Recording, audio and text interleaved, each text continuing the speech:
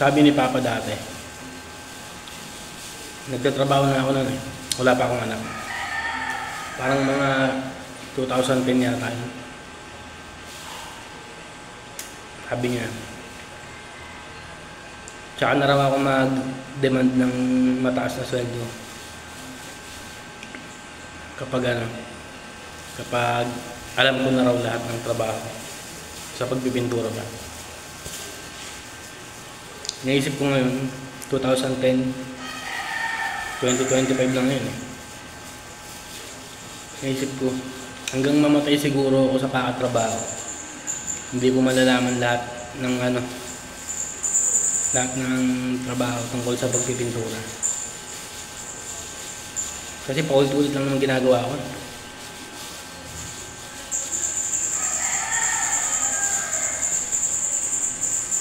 Dito sa Pilipinas, basic lang ang trabaho dito. Hindi katulad sa ibang bansa na may mga design pa talaga. Pero ngayon, ang dami na magagaling din eh. Magaling na mag-painting, magaling mag-design sa mga bahay-bahay, mga pagpipintura, gano'n.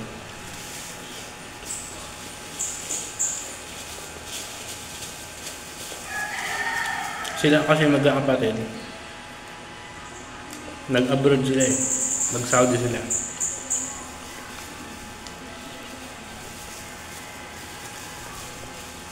Nag-Saudi si Papa 1990. Kasi 1990 rin ako pinanganak.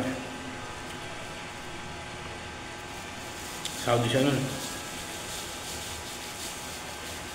Napatigil siya ng pagsa-Saudi nung 2014. Kasi nagkasakit siya nun.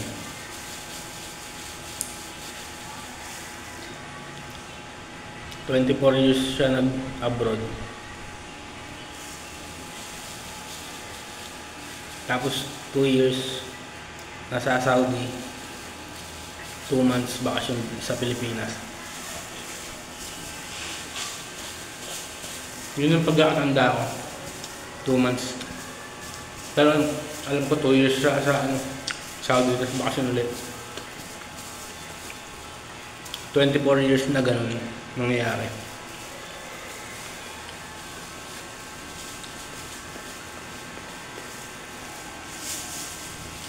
Parang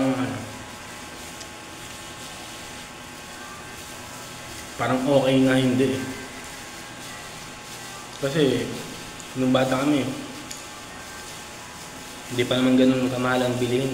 Nakakapagkain pa kami ng masasarap.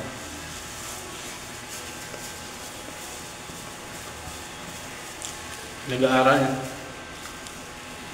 maganda ang baon.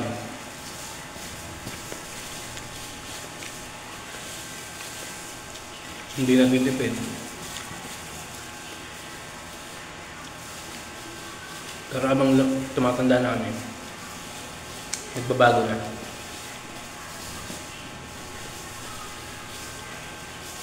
Nagpapadala siya sa amin ng pera. Siyempre di pa uso dati mga video call. Puro na lang, tawag-tawag lang. Naabutan ko pa dati yung alam mo yun? Yung tape nire-record. Magre-record ka sa tape. Nung bata kami. Nagre-record kami dati. Nila mama.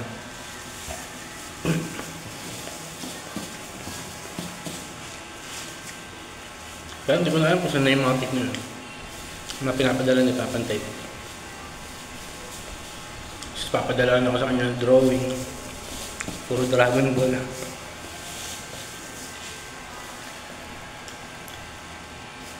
Tapos papadala siya ng pera sa amin nun. Ang pagpapadala ng pera dati, mano-mano eh. Darating sa iyo yung tao nakamotor. Tapos bibilangin sa iyo sa harap mo yun, yung pera. Tagi 100, ang dami. Kapal eh, puro tagi 100.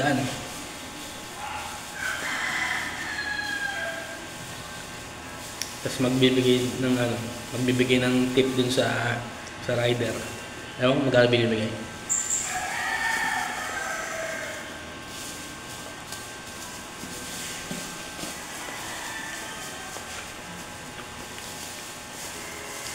Tapos, papadala siya ng bagahe.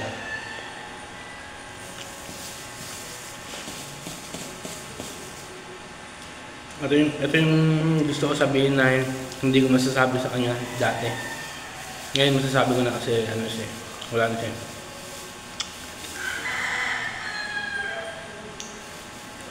Yung parang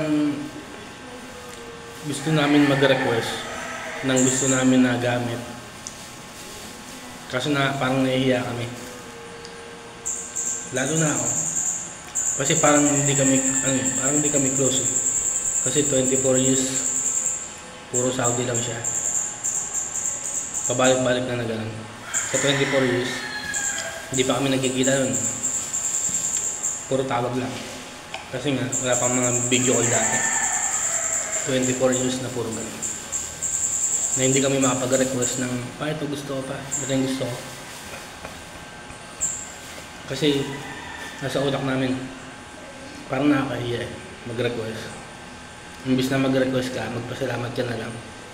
Pero ito yung gusto ko sabihin na mas marami kaming hindi napapakinabangan sa bagahe kumpara sa napapakinabangan. Kung bagay napapakinabangan, konti lang, mas marami yung hindi. Kumbaga mas marami yung napapamigay. Kasi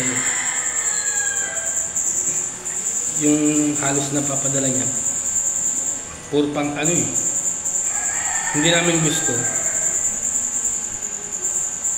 Kumbaga hindi niya kami natatanong kung ano yung gusto namin. Basta binibili niya lang kung ano yung nakikita niya siguro maganda. May mga magaganda rin naman, yung iba pantalon, yung iba sapatos. Pero mas marami talaga yung napapamigay.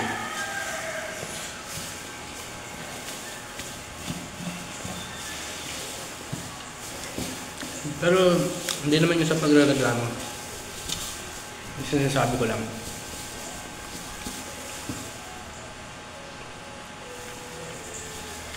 Pero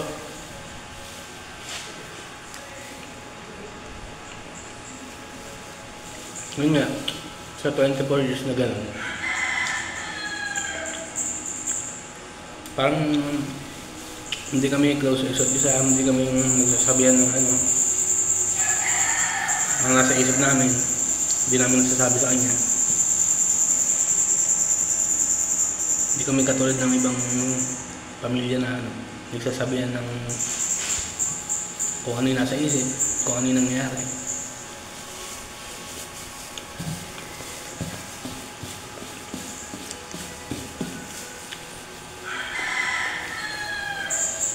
Tapos dati,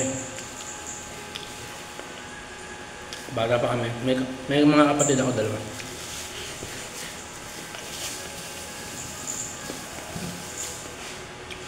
Lalaki din. Lagi namang nag-aaway. Pero natatandaan ko, nung bantay pa kami ni mama, tapos nasa Saudi si papa, hindi na kami nag-aaway magkakapatid. Lalo ng pangalawang kapatid ko. Kasi ako lang naman yung nang-aaway kasi ogag ako eh. Yung bata kami. Pero ngayon hindi na kasi syempre. Nag-iisip na rin ako ng tama. Yung bata pa. Talagang parang nag-away lang kami nung naghiwalay na sila. Tapos si papa nasa Saudi. Tapos si mama hindi na lang kami nababantayan. Kumbaga nawala na rin siya sa namin. Wala na rin siya sa bahay. Basta magulo eh.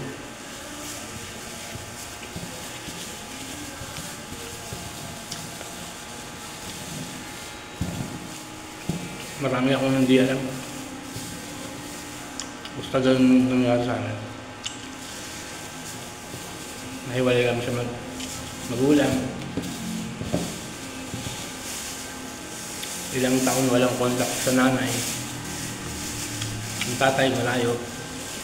Tawag-tawag lang. Parang pag tumatawag na siya, parang hindi nakaka-excite. Hindi ka tulad ng iba. Kasi parang paulit-ulit lang. Paulit-ulit lang, kumusta, ano balita. Ewan ko.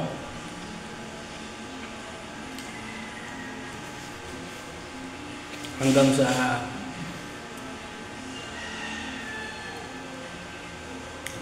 2014 umuwi siya.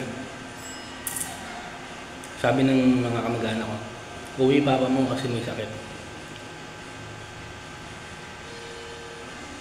Napaos siya, napaos. Yun pala, isang cancer. Tapos, ewan ko, parang hindi ko alam kung ano yung magiging dapat kong maramdaman, dapat kong maging emosyon. Hindi ko alam eh. Hindi ko alam kung siyempre nakakalungkot siya. Pero hindi ko hindi ko isip na ganun na.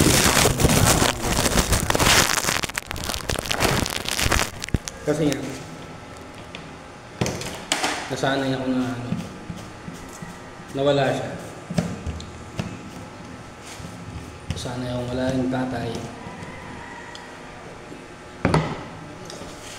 Ang gano'n. Tapos namatay rin siya ng 2014. Pero naabutan niya yung unang anak ko, si Reka. Baby pa si Reka nun, wala pang 1 taon. Kasi 2014 din pinanganak si Reka.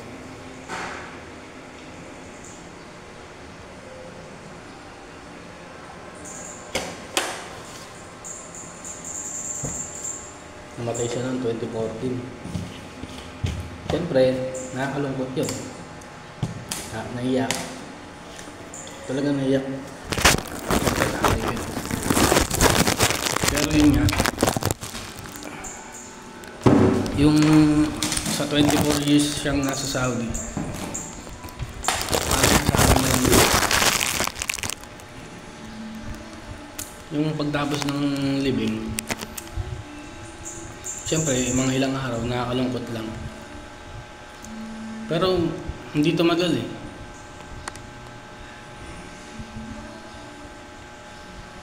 Kasi ang nasa utak ko, parang sanay na yung utak ko, sanay na yung katawan ko na wala siya. Tatay ko pa. Wala akong kasamang magulang. Parang nasanay na ako. Pero kung sa iba yun, nakasama mo yung magulang mo ng ganung katagal, magkasama talaga kayo. Siyempre, nakakalungkot yun. Yung talagang malungkot talaga. Kaso nga lang ako kasi, parang nasanay na talaga ako na walang kasamang magulang. Hindi ko naman masisisi sa sarili ko kung yun yung maramdaman ko. Hindi ko alam yung bakit ganun.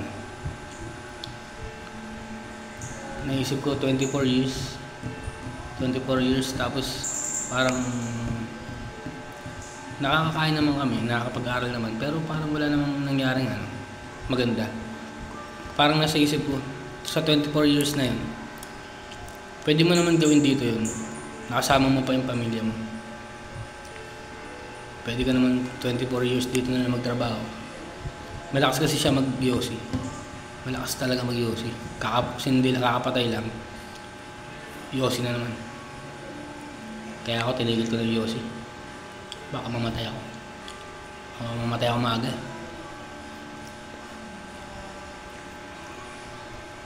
Yun nga, yung sanay na. Parang ano lang. Ang ikli lang ng panahon. Sobrang ikli talaga ng panahon. 24 years ka dun. Pero kung ako, naisip ko dati, balak ko dun dati abroad, sasama sana ako dati ito. Sila papa. Pero hindi naman natuloy. Hindi ko rin alam kung bakit. Pero sa panahon yun, may dalawa na akong anak. Parang ayoko na rin abroad yung... Kasi ayoko rin masanay yung sarili ko na nasa abroad, kumikita ng pera. Kahit sabihin mong malaki pa yun. Tapos iwalay ka naman sa pamilya mo. Lalo na sa anak mo. Mahirap din kasi masanay kayo sa isa't isa na ganun. Malayo ka sa anak mo, malayo ka sa magulang mo. Parang ano kasi, baka mangyari kasi yung katulad sa akin na ganun. Yung masana yung anak ko na wala ako, ay hindi nila ako mamimiss masyado pag nawala. Hindi ko sila makikita na lumalaki. Hindi katulad ngayon may video call na kahit pa paano. Dati kasi lumaki na lang kami na hindi kami masyadong nababantayan na ang magulang, hindi kami nakikita. Kasi dalawang taon, puro ganun. Tapos 2 months bakasyon. Parang tumanda na lang kami ng ganun lang. Parang, ayun nga, maikli nga talaga. Maikli yung oras. Kaya ngayon,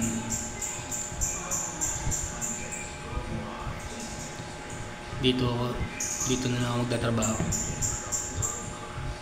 Para makasama ko pa yung dalawang anak ko. Ayoko masanay yung kami na masanay sila na gano'n. Ang katulad sa akin. Kasi nakakalungkot.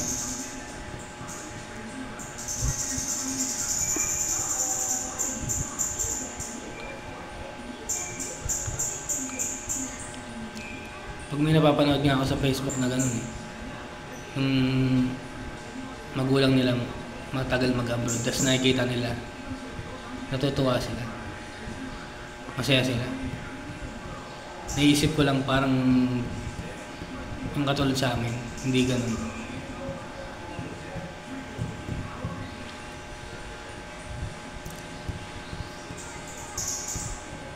Wala, nakakalungkot talaga yung ganun. Kaya dapat kung mag-abroad ka, siguro mga 5 years lang. Pwede na siguro yun, 5 years. Mahirap kasi masanay ng wala kayo sa hindi kayo malapit sa isa't isa. Maikli lang kasi yung yung oras. Maikli lang, mabilis lang yung mabilis lang lumipas yung oras eh. Hindi mo na mamalayan. Kala mo dati nag-aaral ka pa, tapos ngayon nagtatrabaho ka na, tapos nauubos na pala kayo.